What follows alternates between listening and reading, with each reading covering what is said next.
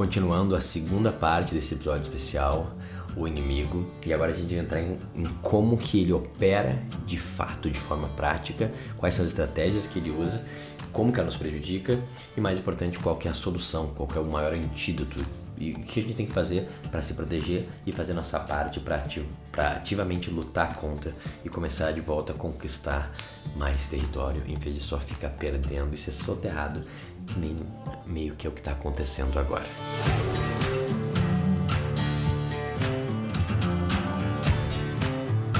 Olá, Adriano aqui. Esse podcast tem o objetivo de te educar e te inspirar. Os temas tratados aqui vêm de uma base filosófica pessoal combinado com as minhas experiências na vida prática. Eu não sou um psicólogo ou profissional da área de saúde e as informações compartilhadas aqui não devem ser consideradas como aconselhamento médico. Se você tiver qualquer problema de saúde ou mental, é fundamental buscar a orientação de um profissional de saúde qualificado. Quando a gente pensa sobre essa pequena elite, essas pessoas que estão no poder, principalmente da área da farmácia, né, da saúde, do entretenimento e da imprensa, a gente acha assim, cara, isso tem uma coisa a ver talvez com esquerda e direita, tem alguma coisa a ver com uma inclinação política. E sim tem, mas não exatamente dessa forma, tá? Na minha visão. Vocês já viram, tem um gráfico que eu gosto que separa entre esquerda e direita num eixo, e no outro tem a questão do individualismo e coletivismo, né? E uma questão mais da igualdade e da liberdade. E eu diria que esse eixo fala mais disso que a gente está dizendo aqui do que a questão da esquerda e direita. Porque a esquerda, obviamente, vai ter coisas que vão, às vezes, cair mais no coletivismo, mas na realidade não, porque existem regimes de total direita que são também coletivistas, e que pensam nessa questão da unidade, de ser uniforme, né, que são mais sobre o coletivo do que sobre o indivíduo. E quando tu foca na questão do coletivismo e do conforme, da unidade, daí sim a pequena elite ganha força. Por quê? Porque ela tem a obediência. E é isso que ela quer ter obediência para poder controlar. Então, que é o máximo do George Orwell, né? Que tipo, no final das contas eu quero controlar até os pensamentos para garantir que as coisas aconteçam do meu jeito e eu consigo me manter no poder, né? Então, quanto mais uniforme e massificado e controlado e uma face única, né? Esse é o fascismo, mais a gente vai perder o nosso poder e eles vão ter mais poder, então mais escravos a gente vai ser. E eu sinto que a gente está indo cada vez mais nesse caminho na sociedade moderna. Ele fala assim, tá, Adriano, mas calma aí. Se é sobre a liberdade, né, o individualismo contra tipo, esse senso de manada e do coletivismo, cara, mas na realidade hoje a gente não está numa sociedade talvez mais libertária e mais progressista e mais tolerante que já existiu. Como que a gente pode então estar perdendo essa luta? Né? Pô, olha quantos direitos a gente tem atualmente, olha quanto livre, hoje cada um pode ser o que quiser, não tem mais preconceito, não tem mais nada, lutando pela liberdade, a gente tá lutando pela tolerância, não faz sentido, hoje a gente tem bem mais liberdade que antes, não tem?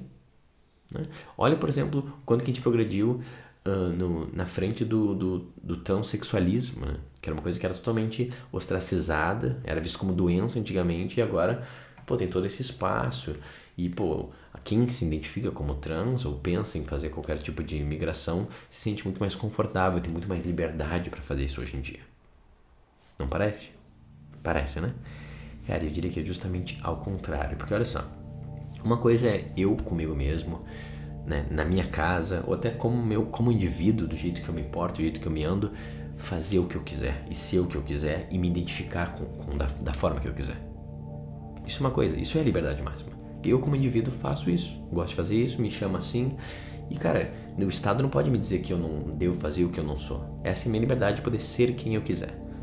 Isso é uma coisa, tá? Agora, uma outra coisa é eu demandar que, de uma forma, o mundo inteiro me chame da forma que eu decidi. Isso é um pouco diferente. Eu demandar que dentro das escolas a gente comece a ser educado sobre a minha escolha e meu estilo de vida, para eles já meio que saberem que eu existo e se prepararem para mim. É diferente do que eu demandar que nas séries, nos filmes, nos livros, nas histórias infantis, eu esteja lá como um personagem para as pessoas já ficarem prontas para lidar comigo e não ficarem com uma aversão e já me aceitarem. Tu entende? Eu tô demandando agora resposta do mundo e aceitação, e daí muda a coisa. Porque daí, nesse demandar, eu tô infringindo a liberdade individual do outro. É o momento que eu saí da minha liberdade e eu entrei na do outro. E daí eu tô querendo um pensamento uniforme. Eu tô querendo que todo mundo concorde comigo e me aceite. E se não concordar comigo e não me aceitar, tu deve ser preso, ou morto até, ou cancelado. Tu consegue ver? Então parece que a gente tá num mundo que ele tem mais liberdade, mas na realidade não. Ele tem menos liberdade do pensamento, menos liberdade da individualidade. Porque existe um jeito certo de pensar, todo outro é errado. O mundo que a gente está vendo hoje é um mundo que provavelmente é um dos que mais tem isso ultimamente. Não dá para saber como é que é de fato 200, 300, 500 anos atrás. Eu reconheço que poderia ser mais desafiador em vários pontos. A questão é, hoje existe essa ideia de é assim que se deve pensar. E se não for um pouco assim, isso tem que ser corrigido. Que é um pouco de todo esse negócio de o que é discurso de ódio, o que é a liberdade de expressão e todos esses debates que a gente está tendo atualmente. Mas não sei se você consegue ver que existe um movimento coletivista. Todos devemos pensar assim.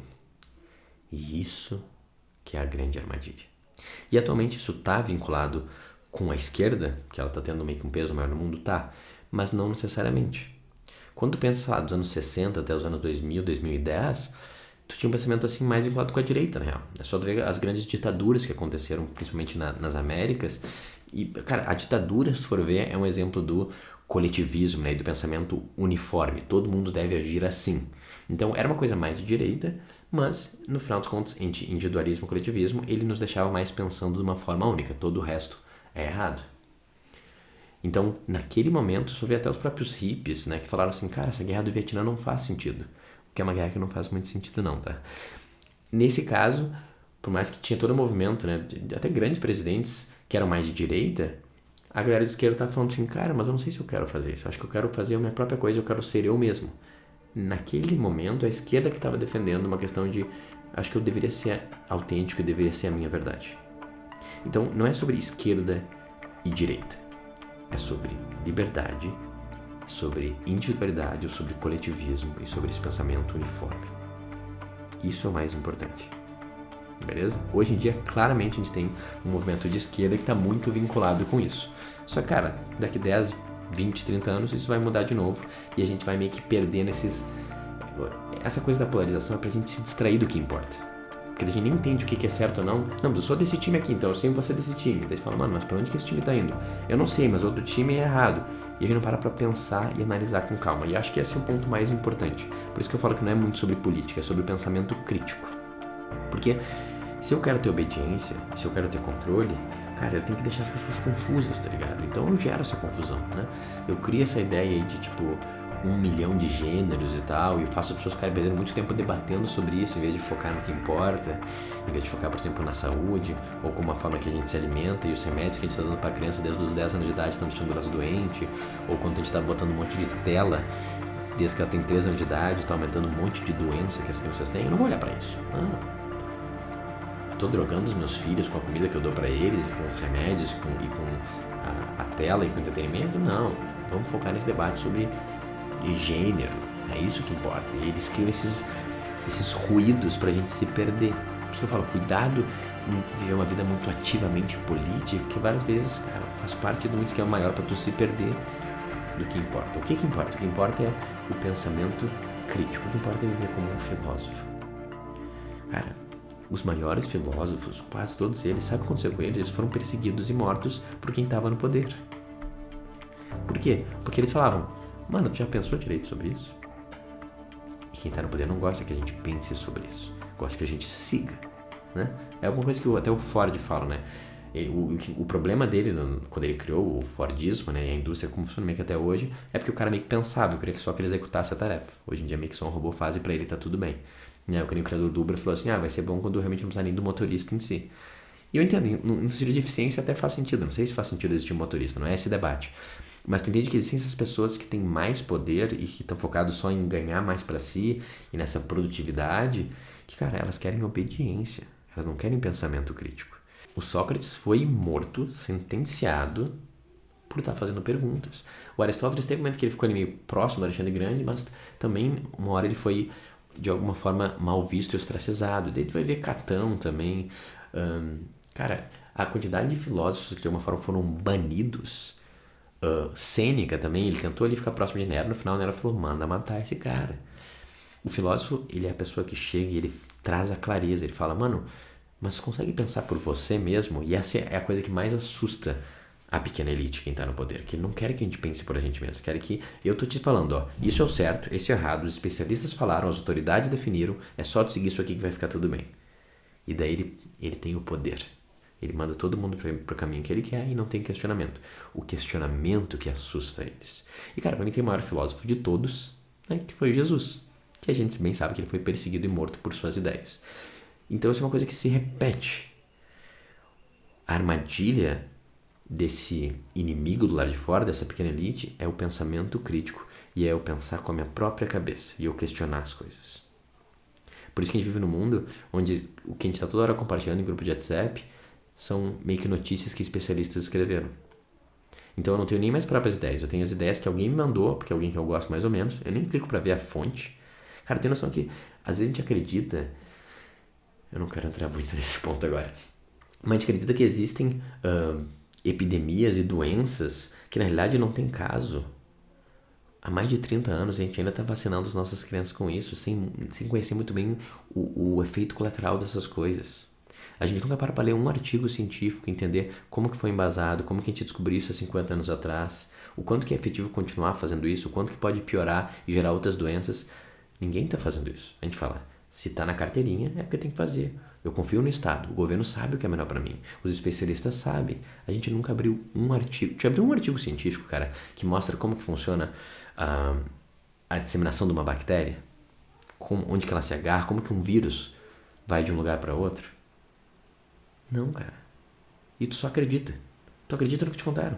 É que nem tipo, fala assim, cara, mas não. Eu acordo todo dia, no dia 25, e tá lá um monte de presente. Deve existir o Papai Noel, né? Não consegue pensar em outra explicação para as coisas porque a gente compra a explicação que nos deram. Essa falta de questionamento, de pensamento crítico, de ir atrás com a nossa própria mente, que nos deixa totalmente submisso, vulnerável e obediente. E tu quer piorar ainda, tu fala, e não só essa é a verdade, eu falo, é uma religião, né? Como quem falar que essa não é a verdade, caçem. Entrega eles pra mim, que eu vou botar na fogueira, mas se tu puder, amarra ele no carro e arrasta pela rua também e mata você mesmo. Eles querem o nosso mal, eles estão questionando nossas verdades maiores que a gente chama de ciência. As verdades científicas estão sendo questionadas, queima esses caras. Né? Como assim tu vai dizer que paracetamol faz mal, que analgésico faz mal? Não, a gente usa um tempão. Antibiótico sempre ajuda. A gente não questiona o negócio, a gente não questiona as coisas mais básicas de todas. E cara, já tem já tem informação científica mesmo.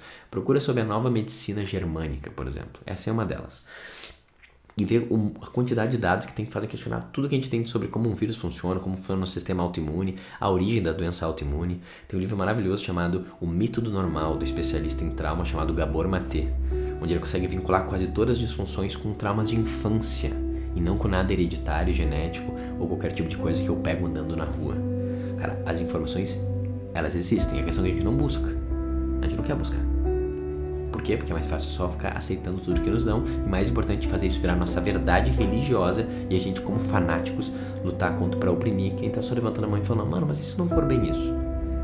Não, é um crime, ele tá causando desinformação, matem ele, levem pra fogueira.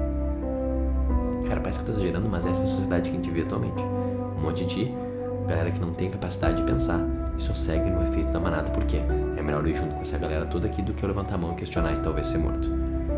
Só que, cara, se tu tá vendo que não faz sentido, se tu tá vendo que não faz sentido como a gente educa nossas crianças, por exemplo, se não faz sentido com quase todo o sistema escolar, principalmente a parte da alopatia, como que a gente trata as doenças, mano, você só continuar ali sem pensar sobre isso.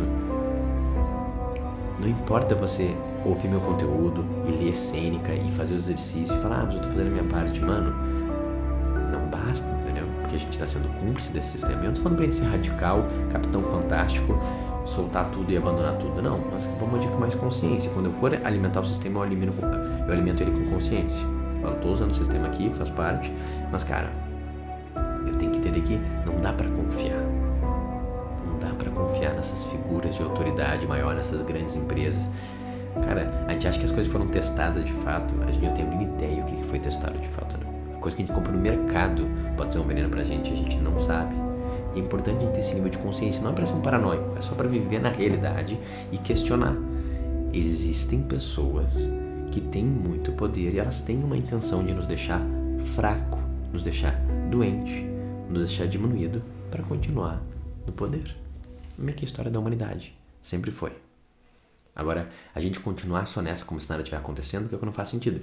E meio que isso que eu tô fazendo aqui. Esse vídeo é mais pra mim quase do que pra ti. Porque, cara, pra mim já chega a ficar me escondendo, entendeu? Existem intenções, sim, de alguma forma maquiavélicas e nefastas, e não dá pra gente ficar quieto, né? Eu já falei por alto a questão do parto em si, que a gente tem a mínima ideia, o malefício que tem toda essa máfia da cesárea, a gente tem a mínima ideia como funciona toda essa máfia também da Ritalina e de a gente medicar nossas crianças. Cara, a gente tem a mínima ideia de porra nenhuma. A gente vai no especialista e a gente toma um remédio. O que basicamente a gente... tem vários filmes sobre isso, né? Eu tô sendo muito revoltado, então eu vou lá pro Estado e o Estado me dá uma pílulazinha de obediência. Que é basicamente o que todos os antidepressivos fazem, tá? É mais difícil eu ter minhas próprias ideias e eu ter mais energia. Eu fico mais submisso. Então, se tu tá tomando antidepressivo, tu provavelmente tá mais obediente também. Tô falando que é pra tu parar de tomar, mas é um efeito colateral do negócio, o que não é de graça, tá? Mas, menos que eu te deixar num estado de alerta da teoria da conspiração, o que eu queria te mostrar é que existe uma guerra que tá acontecendo, entendeu? Não é só os seres humanos, cada um fazendo o seu melhor, e tem uma certa confusão e divergência. Não, mano, tem gente que tem intenções de nos deixar submisso. E daí como que eles fazem isso? Eles vão tentar tirar o máximo possível o poder de dentro de você e botar com eles. Então eles que definem o valor. Porque daí o quê? Daí tu consegue meio que fazer o que eles querem. E isso começa desde a infância. Em vez de eu criar minha filha para confia na tua intuição, na tua verdade, eu reconheço os teus sentimentos, eu falo, você não importa. O que você gosta não importa, o que você quer não importa, só faça o que eu digo. Porque eu sou tão obediente e fui doutrinado que eu não consigo fazer diferente. Eu acho que isso é educar. Então eu mato desde o início essa luz, a soberania interna da criança e boto em mim. Pra quê? Porque eu tô treinando ela pra ser obediente. Daí ela vai pra escola e na escola fala assim, mas agora eu não quero estudar. Agora, papai, eu tô com vontade de ir na natureza e ficar caçando borboletas, que elas são uma coisa incrível, são as fadas. E de repente tem algo ali muito importante pro desenvolvimento dela espiritual que tá acontecendo. Ela buscando a graça e buscando a curiosidade da natureza. Eu falo, não, senta aqui e aprende o ABC. É isso que importa, eu que defino o que importa. Então a autoridade é a professora agora.